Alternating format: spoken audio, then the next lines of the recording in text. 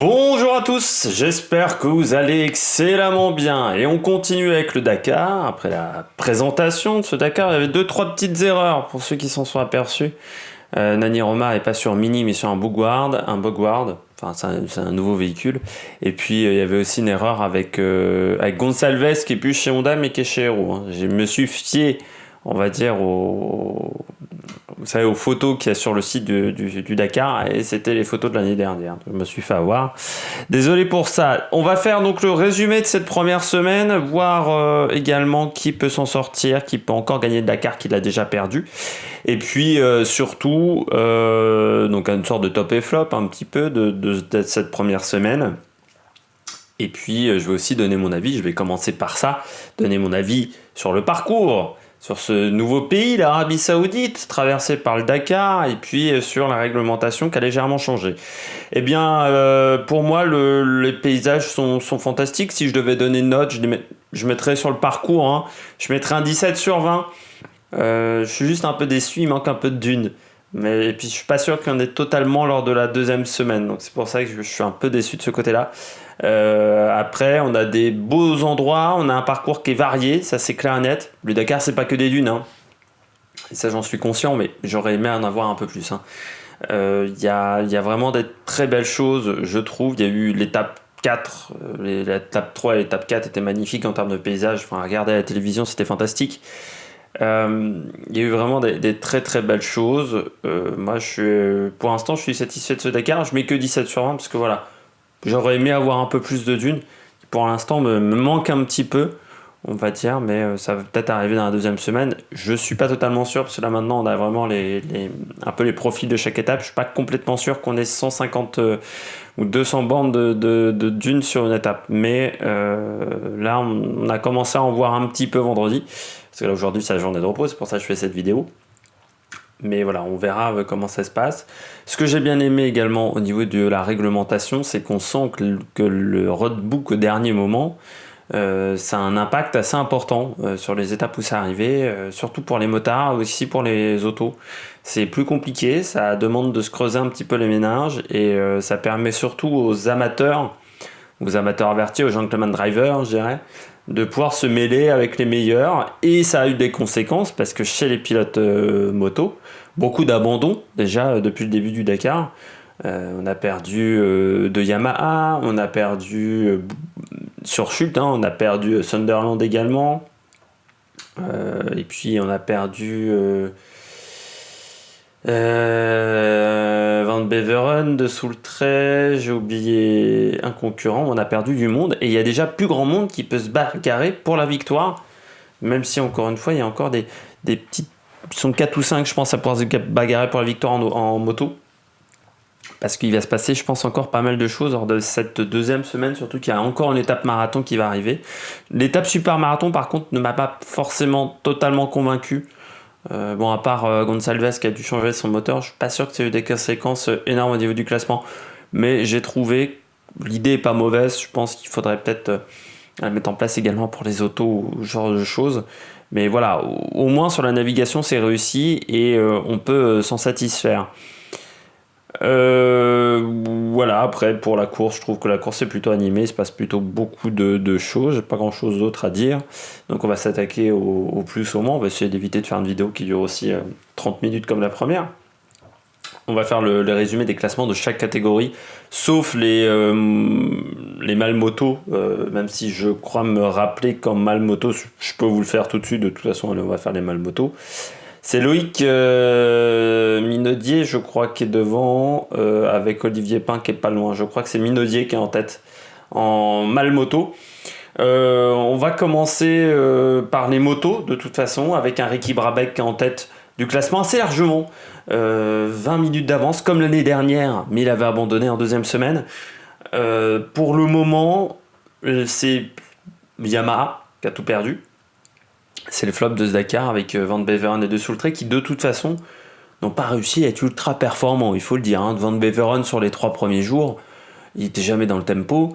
De Soultray, il a fait je crois un top 10, et puis voilà, c'est pas non plus exceptionnel, c'est des pilotes qui sont capables de faire mieux. Yamaha c'est un peu décevant parce qu'il y a beaucoup de moyens qui sont mis en œuvre.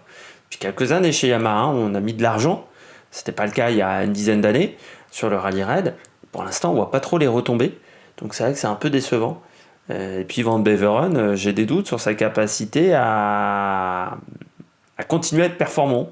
Depuis sa grosse chute qu'il avait eue il y a 2 ans, on s'aperçoit, même l'année dernière, ça n'avait pas été un grand Dakar pour Van Beveren. Cette année encore, il était vraiment loin du rythme.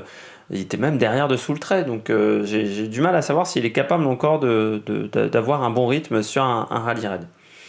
Brabec, très performant. Après, c'est pas une nouveauté. Les Américains, avec les Barras, ils sont assez habitués. Et lui, il est quand même présent sur le Dakar depuis 3 ou 4 ans. Ricky Brabec, donc voilà, en tête, très performant. 20 minutes d'avance sur Pablo Quintanilla avec la Husqvarna. Je rappelle que la Husqvarna est une KTM. Quintanilla qui est le leader de chez Husqvarna. Mais pour vous dire, c'est tellement KTM que c'est Andrew Short, son coéquipier, qui a donné sa roue à Toby Price lors de la dernière spéciale. Quintanilla donc à 20 minutes, il peut encore jouer la gagne, même si j'ai l'impression que chez KTM et Husqvarna donc, on est en déficit de performance assez criant. Alors c'était le cas les années précédentes, mais ils arrivaient toujours à s'en sortir parce que Honda avait des problèmes de fiabilité, Yamaha également. Cette année, si Honda n'a pas les soucis de fiabilité, il va quand même falloir améliorer la machine, parce que ça fait depuis quelques années, on a l'impression que la KTM n'est plus la machine qui domine. À l'époque de Makoma, de Després, c'était impossible de battre KTM, parce que c'était vraiment les motos les plus performantes. Aujourd'hui, ça n'a plus vraiment l'impression d'être le cas, j'ai plus l'impression que c'est le cas, donc c'est un peu décevant de ce côté-là. Ensuite, on a Toby Price, 25 minutes de perdu, malgré 2 victoires d'étape. L'année dernière, il était aussi très loin, il était à un quart d'heure, je crois, après la première semaine. Là, il est un peu plus loin. C'est pas encore dramatique pour moi. Tant qu'il n'y a pas 35 minutes d'écart, je pense qu'on n'a pas perdu le Dakar. Et Toby Price est rapide, il a montré 2 victoires d'étape. Le problème, c'est la navigation. Parce qu'à chaque fois qu'il a gagné l'étape, le lendemain après, il a perdu 10 minutes, un quart d'heure. Là, il a perdu beaucoup de temps à cause d'une crevaison lors de la dernière spéciale. Il a perdu quasiment 16 minutes. Donc pas top pour Toby Price. 4e, un petit peu une surprise, Cornero, Ignacio Cornero, le Chilien chez Honda. 25 minutes. Voilà. Pour l'instant, il fait un Dakar solide. Après, c'est un bon coéquipier. C'est bien qu'il soit près de Brabec aussi.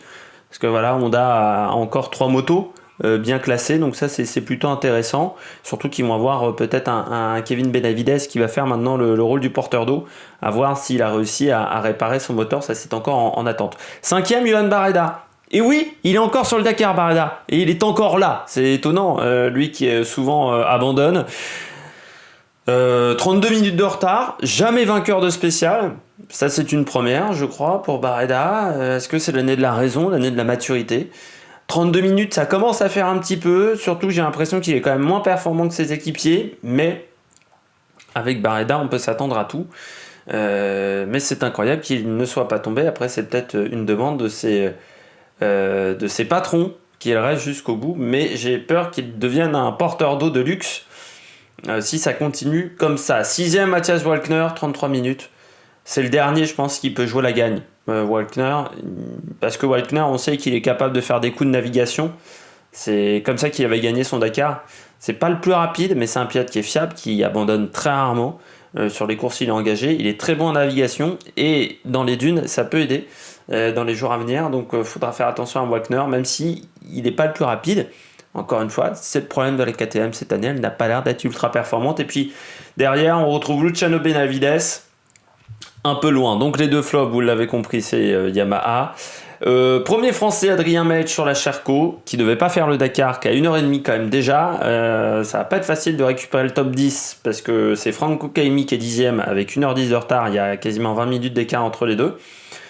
On a Fagoter également, l'Australien, qui est 13e. Les écarts sont quand même assez conséquents dès qu'on passe les 6 premiers, on va dire.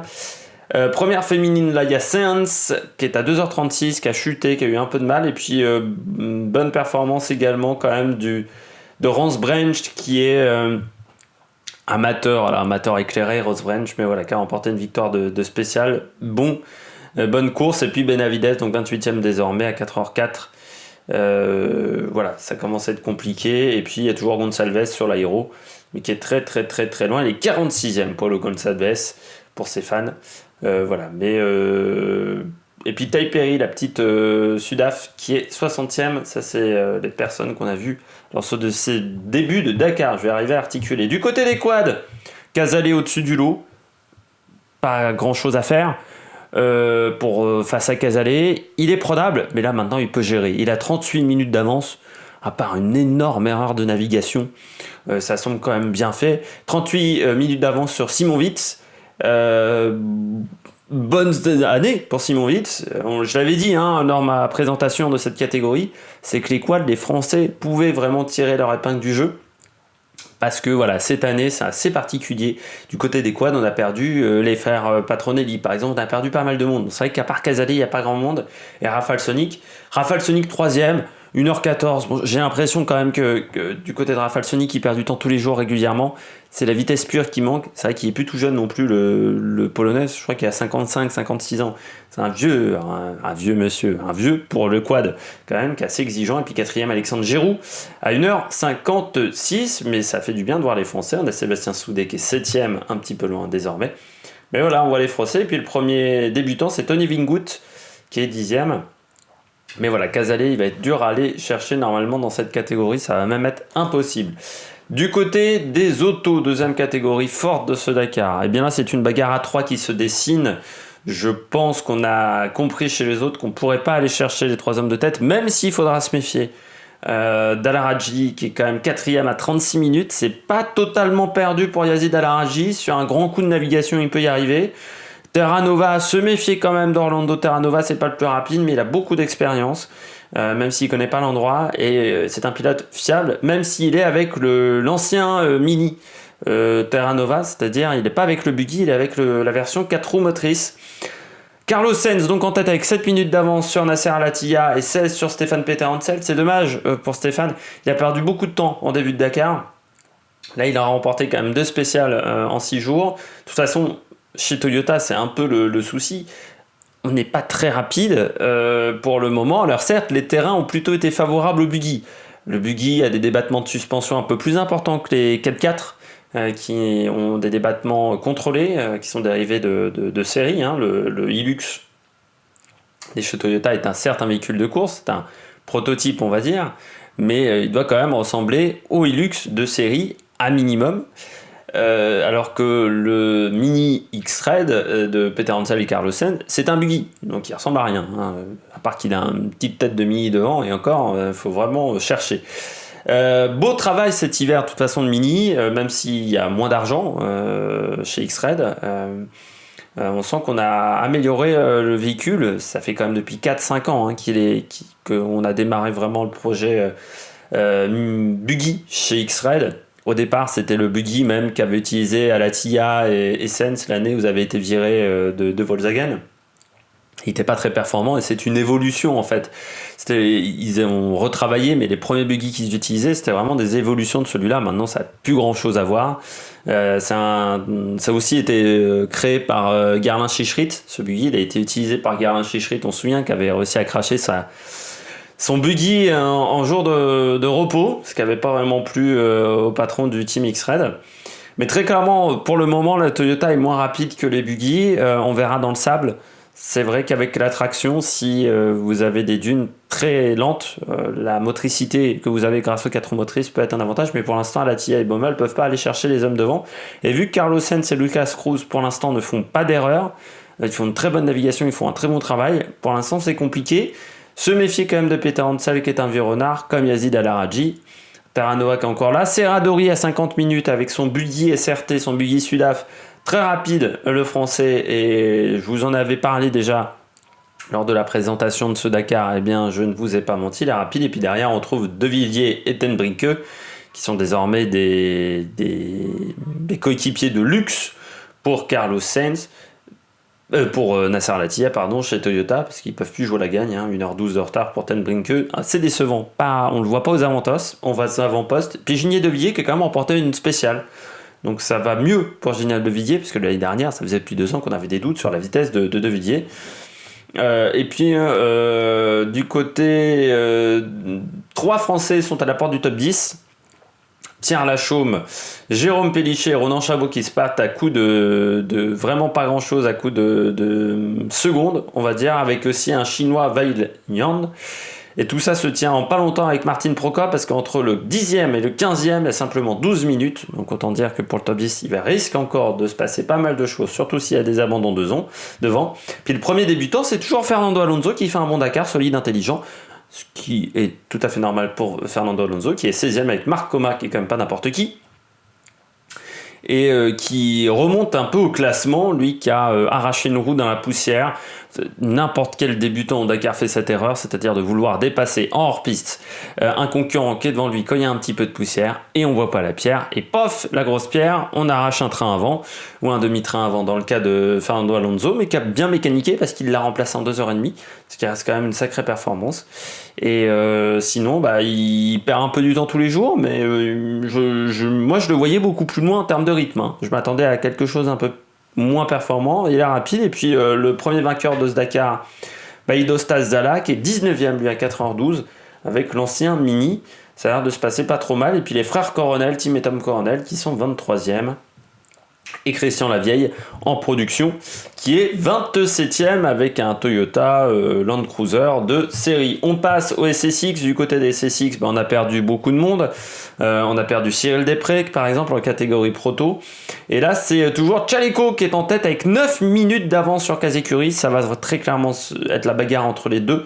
C'est eux les deux plus rapides de la catégorie. Du côté des protos, il y a une petite bagarre entre Mitchell Guthrie et Conrad Rottenbar. Pour ceux qui se souviennent, il avait fait du rallye chez Citroën. Il y a 13 minutes d'écart entre les deux. Donc un sur le buggy Red Bull qui a l'air d'avoir de petits soucis de fiabilité et l'autre Conrad Rottenbar, mais l'avantage c'est que Mitchell Guthrie déjà il est coaché par Cyril Després et deuxièmement il a Cyril Després en tant que porteur d'eau désormais. Et puis belle performance du 8e Axel Alétru qui est 8e avec François Béguin. François Béguin, copilote solide, et Axel Alétru, intelligent dans sa manière de courir, qui est à 23 minutes de Steve Jones avec un Can-Am. Donc vraiment très rapide, mais voilà, Tchaleco face à Kazekuri, ça va être la grosse bagarre dans les jours à venir. Je pense que Kariaki n'a pas le rythme pour aller chercher les deux hommes, mais s'il y avait des erreurs de navigation, il pourrait revenir. Et puis on va passer à la dernière catégorie, les camions. Kamaz qui a eu du mal, ils ne sont plus que deux chez Kamaz, beaucoup de problèmes techniques, de fiabilité chez Kamaz, c'est pas habituel, mais comme ils ont des adversaires de qualité, ils poussent la machine, et au bout d'un moment on a du mal à avoir la fiabilité, on est rapide mais on n'a pas toujours la fiabilité, et donc c'est un peu alors je vais pas dire les seconds couteaux, mais presque, Karginov et Shibalov qui sont devant, mais il va falloir faire attention à Vyazovic, le troisième, sur son Maz, le Biélorusse. La particularité de ce Maz là, c'est que ce n'est plus un camion autoporté comme c'était le cas avant, c'est-à-dire que la cabine est au-dessus de l'essieu avant, là la cabine est en retrait par rapport à l'essieu avant, ça apporte plus de confort.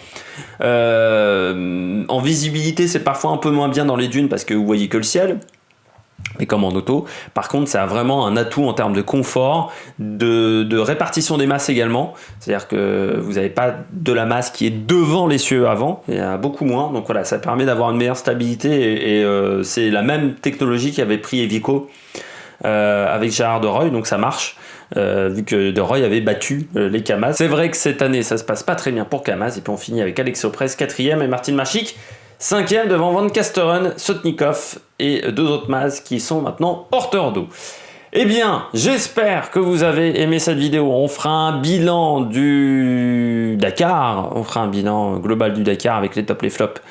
La fin de la semaine prochaine, là, c'est un bilan intermédiaire, on va dire, pour voir un petit peu les comptes au classement et puis voir qui est performant, qui l'est un peu moins, et puis mon avis sur le parcours, je pense que je ne le redonnerai pas lors de cette vidéo. Le bilan F2 va arriver, ça va être une vidéo assez rapide. Très clairement, il n'y aura pas de mise en forme. Il y aura Moto 2, Moto 3 également, parce que je ne les ai pas encore fait, j'ai pas eu le temps depuis cet hiver. Il y a eu les vacances de Noël entre-temps. Et puis voilà, on aura fini sur la saison 2019, on ira sur la saison 2020, qui sera une autre saison. Voilà, ces derniers trucs de la saison 2019 que j'ai à faire. Allez, à la prochaine sur la Mec Production. N'hésitez pas à vous abonner si vous avez aimé la vidéo, à mettre un pouce bleu, et puis à réagir dans les commentaires. Allez, ciao ciao sur la Mec Production.